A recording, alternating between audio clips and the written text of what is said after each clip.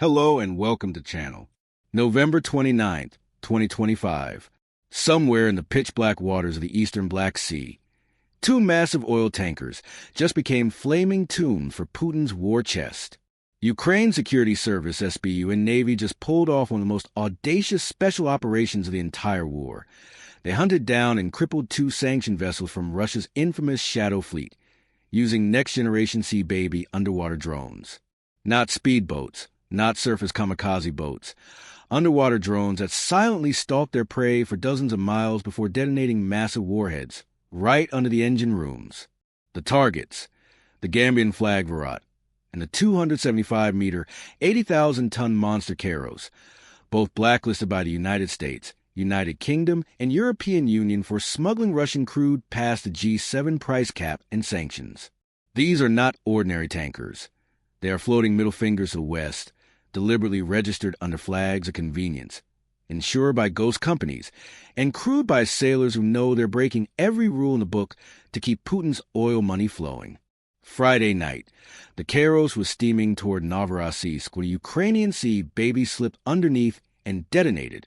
Video from Turkish rescue tugs shows an inferno ripping across the open deck, flames hundreds of feet high. 25 crew members abandoning ship into lifeboats as the Black Sea lit up like daylight. By Saturday morning, the fire was out, but the tanker is a gutted wreck, probably heading for the scrapyard. Less than 24 hours later, the same fate found the Virat, already damaged in a first strike Friday. She tried to limp toward the Turkish coast for safety. Ukraine wasn't done. Another Sea Baby tracked her for hours, surfaced just long enough to confirm the kill, and slammed a second warhead into her hull Saturday afternoon. Turkish authorities confirmed critical damage above and below the waterline. She's dead in the water. Listing, waiting for tugs, effectively finished. A Ukrainian security source summed it up in one brutal sentence to CNN. Both ships are out of service forever. This is a multi-million-dollar hole straight through Russia's Shadow Fleet, and a direct hit on Putin's ability to fund his war machine. And it gets worse for Moscow. Early Saturday morning, a third Sea Baby drone slipped into the Russian port of Novorossiysk itself and detonated against the Caspian Pipeline Consortium terminal, one of the biggest oil export points on the Black Sea. Kazakhstan, which uses that pipeline to ship its own oil through Russia, immediately triggered emergency rerouting plans. Translation: even neutral countries are now paying the price for Russia's invasion. This is not random. This is surgical economic warfare. Russia's Shadow Fleet, hundreds of aging, often uninsured tankers flying flags from Gabon, Cameroon, Comoros, anywhere that doesn't ask questions, has been the Kremlin's lifeline. While Western sanctions and the $60 price cap choke official exports, these ghost ships load crude at night, turn off their transponders, do ship-to-ship transfers in the middle of the sea, and deliver oil to India, China, and shady refineries that keep the rubles rolling in. Every tanker Ukraine sinks is tens of millions of dollars Moscow can't spend on missiles, drones, or mercenaries. And Ukraine just proved it can reach them anywhere, in open water, 50 miles off the Turkish coast, or inside Russia's own ports. The Sea Baby drones used in these attacks are a marvel of Ukrainian wartime ingenuity. Carbon fiber hulls, satellite guidance, detachable warheads packed with hundreds of kilos of explosives, and now an underwater mode that makes them nearly impossible to detect.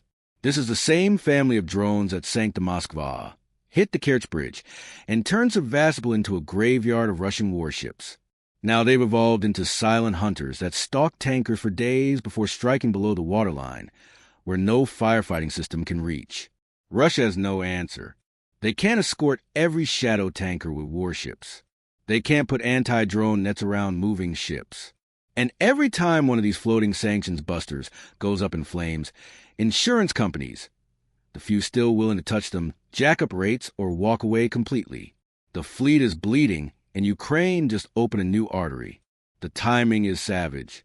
Just days after Zelensky was forced to sack his powerful chief of staff Andriy Yermak in a corruption storm, just as Trump's team pushes a brutal peace plan that would freeze the front lines and leave Russia with its stolen land, Ukraine answers with fire and steel.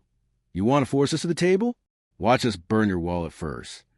This is Ukraine saying, loud and clear, the war is not winding down.